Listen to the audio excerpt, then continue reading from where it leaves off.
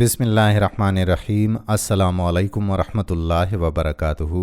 नाज़रीन गिरामी, उम्मीद करियूं था त तव्हां बिल्कुलु ठीक ठाक हूंदा, चाको चङा भला हूंदा। असांजी दुआ आहे त अल्लाह तबारक व तआला अव्हां खे पंहिंजे हिफ्ज़ो अमान में रखे, आमीन। दोस्तो, अॼोकी हिन वीडियो में असीं हुज़ूर पाक सल्लल्लाहु अलैहि वसल्लम जन जा मीरास मुतल्लिक़ फ़ैसिला खणी अव्हां जे ख़िदमतुनि में हाज़िर थिया आहियूं। उम्मीद कजे थी त तव्हां वीडियो खे आख़िर ताईं ॾिसंदा, जीअं अव्हां जो ईमान ताज़ो थियण सां गॾोगॾु अव्हां जे इल्म में पिणु इज़ाफ़ो थिए। गॾोगॾु हिन वीडियो खे पंहिंजे दोस्तनि मिटनि माइटनि सां शेयर बि ज़रूरु कजो। नाज़रीन, हुज़ूर अकरम सल्लल्लाहु अलैहि वसल्लम जन फरमायो त मुसलमान काफ़र जो ऐं काफ़र मुसलमान जो वारिस न थींदो। हज़रत मुहम्मद सल्लल्लाहु अलैहि वसल्लम जन फरमायो त जेका मीरास जाहिलियत जे दौर खां वठी जंहिं नमूने सां हलंदी अचे थी, उहा ईअं ई बरक़रार रहंदी। जंहिं मीरास जी अञा ताईं विरासत कान थी आहे, उहा क़ुरान मजीद जे हुकुम मुताबिक़ विराई वेंदी। हुज़ूर पुरनूर सल्लल्लाहु अलैहि वसल्लम जन फरमायो त मीरास में जिन माण्हुनि जो हक़ आहे, उन्हनि खे पंहिंजे हिसे मुताबिक़ हिसो ॾियो। तंहिंखां पोइ जेकी बचे, पोइ त उहो उन मर्द जो हक़ आहे जेको माल वारे जो वेझो रिश्तेदार हुजे।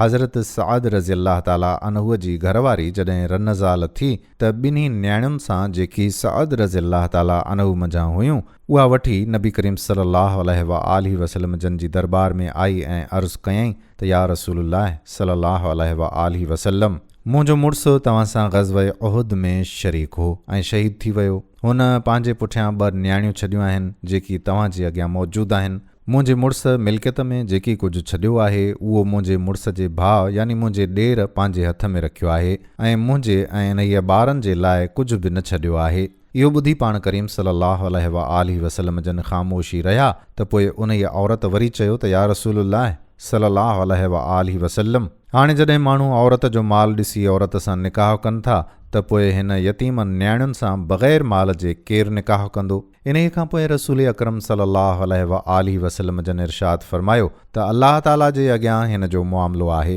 उहो ई हिन जो फ़ैसिलो कंदो ऐं ज़रूरु उन्हीअ जे मुआमिले में कोई हुकुम नाज़िल फरमाईंदो। तंहिंखां पोइ पाण सगुरन सल्लल्लाहु अलैहि वसल्लम जन उन औरत खे वापसि करे छॾियो। हज़रत सल्लल्लाहु अलैहि वसल्लम जन कुझु ॾींहं अल्लाह ताला जे हुकुमनि जे इंतज़ार में रहिया, जेसी ताईं अल्लाह ताला मीरास जे मुतल्लिक़ आयत नाज़ुल फरमाई। तंहिंखां पोइ पाण करीमन सल्लल्लाहु अलैहि वसल्लम जन साद बिन रबी रज़ियल्लाहु ताला अन्हु जी बेवह ज़ाल ऐं भाउ खे पाण वटि घुरायो ऐं हीअ आयत तिलावत फरमाई, जंहिंजो तर्जुमो आहे, अल्लाह ताला औलाद जे मुतल्लिक़ ही हुकुम ॾिए थो त पुट जो हिसो न्याणीअ जे हिसे जे बराबरि आहे। जेकॾहिं मैयत पंहिंजे पोयां 2 या 2 खां वधीक न्याणियूं छॾे वञे त उन्हनि खे 2/3 हिसो ॾिनो वेंदो।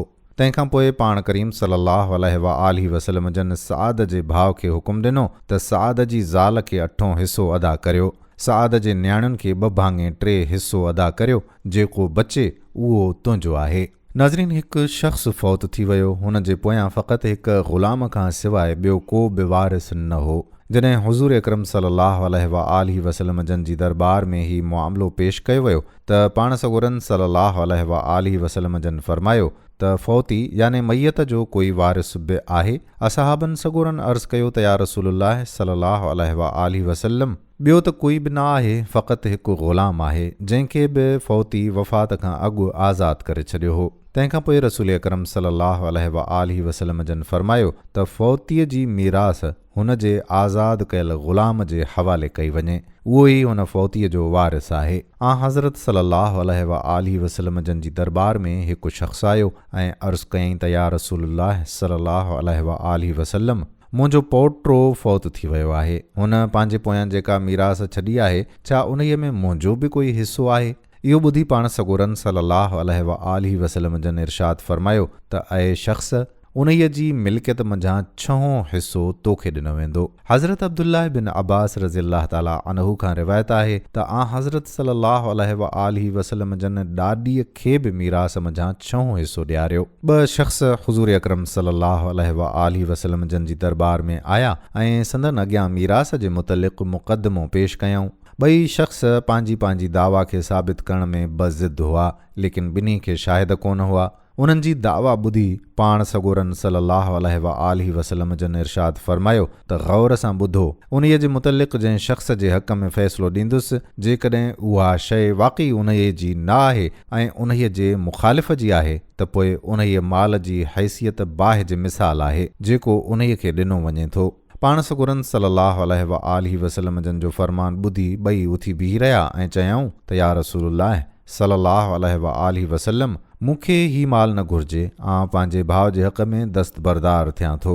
तंहिंखां पोइ पाण सॻोरन सल्लल्लाहु अलैहि व आलिहि वसल्लम जन फरमायो त वञो ऐं पंहिंजी रज़ामंदीअ सां पाण में तक़सीम करियो, लेकिन हक़ सां विरासत करियो। हज़रत अब्दुल्लाह बिन उमर रज़ियल्लाहु ताला अन्हु बयानु कनि था त रुबाब बिन हुज़ैफ़ा उम्मे वाइल बिनते मुअम्मिर सां निकाह कयो। उम्मे वाइल मंझां रुबाब खे 3 ॿार थिया। कुझु वक़्त खां पोइ उन्हीअ ॿारनि जी माउ फ़ौत थी वई त पोइ उन्हीअ जा ॿार उन्हीअ जी ज़मीन ऐं मिल्कियत जा वारिस क़रार ॾिना विया।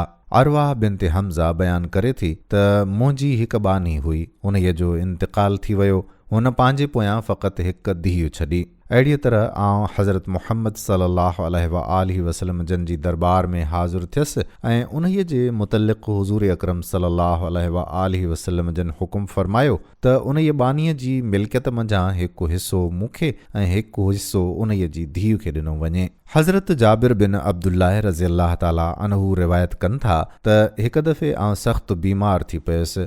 हज़रत सल्लल्लाहु अलैहि व आलिहि वसल्लम जन हज़रत अबू बकर सां गॾु मुंहिंजी आयादत लाइ तशरीफ़ खणी आया। उन वक़्तु आउं बेहोश हुयुसि। तंहिंखां पोइ पाण करीम सल्लल्लाहु अलैहि व आलिहि वसल्लम जन वुज़ू कयो ऐं वुज़ूअ जो पाणी मुंहिंजे मथां छिणकायो त मूंखे होश अची वियो। तंहिंखां पोइ मूं अर्ज़ु कयो त या रसूलल्लाह सल्लल्लाहु अलैहि व आलिहि वसल्लम, आउं पंहिंजे माल जो छा करियां? हिकु ॿी रिवायत में आहे त जाबिर अर्ज़ु कयो त मूं जूं केई भेनरूं आहिनि। हज़रत सल्लल्लाहु अलैहि व आलिहि वसल्लम जन उन वक़्तु ख़ामोश रहिया एसि ताईं जो मिल्कियत जी तक़सीम जे मुतलिक़ आयत नाज़िल थी। हज़रत अब्दुल्लाह बिन मसऊद रज़ियल्लाहु ताला अन्हु बयानु करे थो त हुज़ूर अकरम सल्लल्लाहु अलैहि व आलिहि वसल्लम जन हुकुम फरमायो त न्याणीअ खे मिल्कियत मंझां अधु हिसो मिलंदो जेकॾहिं न्याणी अकेली वारिस हुजे, पोटीअ खे 6 हिसो ऐं बाक़ी माल भेण खे मिलंदो। हज़रत बीबी आयशा रज़ियल्लाहु ताला अन्हा बयानु करे थी त हुज़ूर अकरम सल्लल्लाहु अलैहि व आलिहि वसल्लम जन जो हिकु ग़ुलाम हो, उहो खजीअ जे वण तां किरी पियो ऐं फ़ौत थी वियो। हुन ग़ुलाम जी न काई औलाद हुई ऐं न वरी हुन जा के रिश्तेदार हुआ त पोइ हज़रत सल्लल्लाहु अलैहि व आलिहि वसल्लम जन फरमायो त हिन ग़ुलाम जे ॻोठ वारनि मंझां कंहिं हिकु वेझे माइट खे हिन जी मिल्कियत ॾिनी वञे। हज़रत साद बिन अबी वक़ास रज़ियल्लाहु ताला अन्हु बयानु कनि था त हज्जतुल विदा जे मौक़े ते आउं मके शरीफ़ में अहिड़ो बीमार थी पियुसि जो बचण जी का उम्मीद न रही।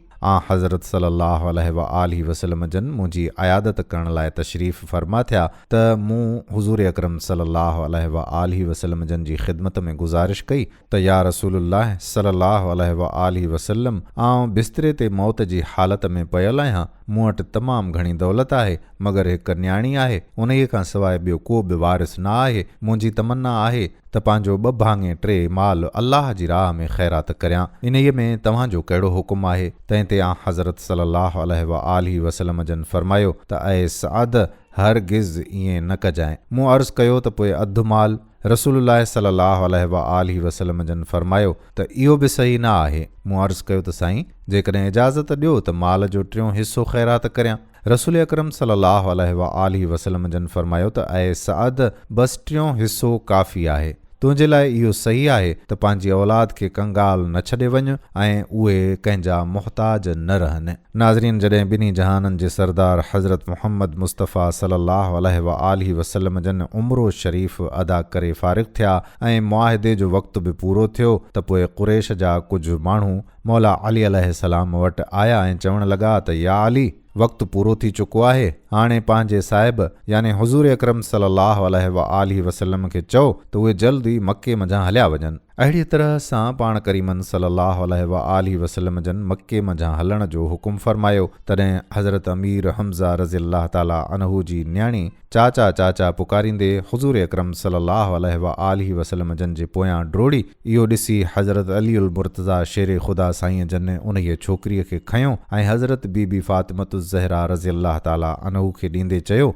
त हीअ तुंहिंजे चाचे जी धीउ आहे, हिन खे संभाल। उन ते अली साईं हज़रत ज़ैद रज़ी अल्लाह ताला अनहु ऐं हज़रत जाफ़र रज़ी अल्लाह ताला अनहु जे विच में चपकलिश पैदा थी पई। हर हिक जो मुतालबो हो त छोकिरीअ जे मथां उन्हीअ जो हक़ वधीक आहे, तंहिं करे छोकिरी हुनखे मिले। मौला अली अलैहिस्सलाम जो चवणु हो त हीअ मुंहिंजे चाचे जी धीउ आहे ऐं मुंहिंजो हक़ वधीक आहे। हज़रत जाफ़र रज़ी अल्लाह ताला अनहु जो चवणु हो त हीअ मुंहिंजे चाचे जी धीउ आहे ऐं इन्हीअ जी मासी मुंहिंजे निकाह में आहे। जॾहिं त ज़ैद रज़ी अल्लाह ताला अनहु जो चवणु हो त हीअ मुंहिंजे भाउ जी धीउ आहे। हज़रत सल्लल्लाहु अलैहि वसल्लम जन जॾहिं इहा सूरत हाल ॾिठी त टिनी खे घुरायो ऐं फरमायो त छोकिरीअ जे मथां सभ खां वधीक हज़रत जाफ़र रज़ी अल्लाह ताला अनहु जो हक़ आहे, उन्हीअ खे ॾिनी वञे। अहिड़ीअ तरह हीअ छोकिरी पंहिंजी मासीअ वटि रहंदी, मासी हुन जी ॿियनि खां वधीक संभाल कंदी। उतबा बिन अबी वक़ास पंहिंजे भाउ सअद बिन अबी वक़ास रज़ी अल्लाह ताला अनहु खे वसियत कई त ऐं सअद ॾिस, ज़मा बिन कैस जी बानीअ जे पेट मंझां जेको पुटु पैदा थियो आहे उहो मुंहिंजे नुत्फ़े मंझां आहे। तंहिं करे जॾहिं मके शरीफ़ वञणु थियई त उन छोकिरे खे पंहिंजे कब्ज़े में आणिजांइ। जंहिं साल मको शरीफ़ फ़तेह थियो त हज़रत सअद बिन अबी वक़ास रज़ी अल्लाह ताला अनहु बि हज़रत सल्लल्लाहु अलैहि वसल्लम जन सां गॾु हुआ। हज़रत सअद रज़ी अल्लाह ताला अनहु जॾहिं उन छोकिरे यानी अब्दुर्रहमान खे ॾिठो त पकिड़े विधो ऐं चवणु लॻो त हीउ मुंहिंजो भाइटियो आहे, मुंहिंजो आहे। मुंहिंजे भाउ मूंखे वसियत कई हुई त इन्हीअ खे पंहिंजे कब्ज़े में वठां। इहो ॾिसी अब्द बिन ज़मा बि उथी खड़ो थियो ऐं चवणु लॻो त न, ईअं कॾहिं बि न थींदो। हीउ मुंहिंजो भाउ आहे, मुंहिंजे वालिद जे बिस्तरे ते पैदा थियो आहे, मुंहिंजे पीउ जी बानीअ जे पेट मंझां पैदा थियो आहे। अहिड़ीअ तरह सां ॿिन्ही में झगड़ो पैदा थियो ऐं पोइ हज़रत सल्लल्लाहु अलैहि वसल्लम जन जी दरबार में आया त सअद बिन अबी वक़ास रज़ी अल्लाह ताला अनहु चवणु लॻो त या रसूलुल्लाह सल्लल्लाहु अलैहि वसल्लम, हीउ छोकिरो मुंहिंजो भाइटियो आहे। मुंहिंजे भाउ उतबा मूंखे वसियत कई हुई त आउं इन्हीअ खे पंहिंजे कब्ज़े में वठां। तंहिंखां पोइ अब्द बिन ज़मा चवणु लॻो त न या रसूलुल्लाह सल्लल्लाहु अलैहि वसल्लम, हीउ मुंहिंजो भाउ आहे ऐं मुंहिंजे पीउ जे बिस्तरे ते पैदा थियो ऐं मुंहिंजे पीउ जी बानीअ इन्हीअ खे ॼणियो आहे। ॿिन्ही जूं ॻाल्हियूं ॿुधी रसूलुल्लाह सल्लल्लाहु अलैहि वसल्लम जन फरमायो त ऐं अब्द बिन ज़मा, हीउ ॿारु वठि, इन्हीअ ते तुंहिंजो हक़ आहे। ॿारु उन्हीअ जो हूंदो आहे जंहिंजे बिस्तरे ते पैदा थींदो आहे ऐं ज़ानीअ लाइ पत्थर आहिनि, उन्हीअ खे संसार कयो वञे। तंहिंखां पोइ उहो ॿारु अब्द बिन ज़मा खे ॾिनो वियो। बनू फ़ज़ा जो हिकु शख़्स फ़ौत थी वियो। माण्हू उन्हीअ जी मीरास हुज़ूर अकरम सल्लल्लाहु अलैहि वसल्लम जन वटि खणी आया, छाकाणि त उन्हीअ जो वारिस को बि कोन हो। हुज़ूर अनवर सल्लल्लाहु अलैहि वसल्लम जन इहो हाल ॾिठाऊं, तंहिं ते पाण करीमन सल्लल्लाहु अलैहि वसल्लम जन फरमायो त बनू फ़ज़ा जे कंहिं चङे मुड़िस जी ॻोल्हा करियो ऐं फ़ौतीअ जी मिल्कियत उन्हीअ जे हवाले करियो। औस बिन साबित रज़ी अल्लाह ताला अनहु जी बेवा घरवारी हज़रत सल्लल्लाहु अलैहि वसल्लम जन जी दरबार में आई ऐं अर्ज़ु कयईं त साईं, मुंहिंजो मुड़ुसु फ़ौत थी वियो आहे। हुन पंहिंजे पोयां 2 न्याणियूं ऐं हिकु नाबालिग़ पुटु छॾियो आहे। अरब जे क़दीम दस्तूर मुताबिक़ औस जे 2 सौटनि अची मरहूम जी मिल्कियत ते कब्ज़ो कयो आहे। मूंखे ऐं मुंहिंजी औलाद खे कुझु बि न ॾिनो आहे। या रसूलुल्लाह सल्लल्लाहु अलैहि वसल्लम, मूं इहा बि कोशिशि कई त मुंहिंजे मुड़ुस जा सौट मुंहिंजे ॿिन्ही न्याणियुनि सां निकाह कनि, लेकिन हुननि उन्हीअ जो बि जवाबु ॾेई छॾियो। इहो ॿुधी पाण करीमन सल्लल्लाहु अलैहि वसल्लम जन फ़ैसिलो फरमायो त ज़ाल खे सॼी मिल्कियत जो 8हों हिसो ॾिनो वञे, बाक़ी माल जो अधु हुन जे पुट खे ॾिनो वञे, बाक़ी जेको अधु बचे उहो ॿिन्ही न्याणियुनि में बराबरि तक़सीम कयो वञे। फ़ौतीअ जे सौट खे विरासत खां महरूम कयो वञे। नाज़रीन ग्रामी, ही हुया हुज़ूर नबी करीम सल्लल्लाहु अलैहि वसल्लम जन जा मीरास मुतल्लिक़ फ़ैसिला जेकी अव्हां जी ख़िदमत में पेश कयासूं। उमेद आहे त तव्हांजे इल्म में इज़ाफ़ो थियो हूंदो। हिन वीडियो खे पंहिंजे दोस्तनि सां शेयर ज़रूरु कजो ऐं ईंदड़ वीडियो ताईं पंहिंजे मेज़बान क़ादिर बख़्श कल्होड़े खे ॾियो मोकल। अल्लाह वाही।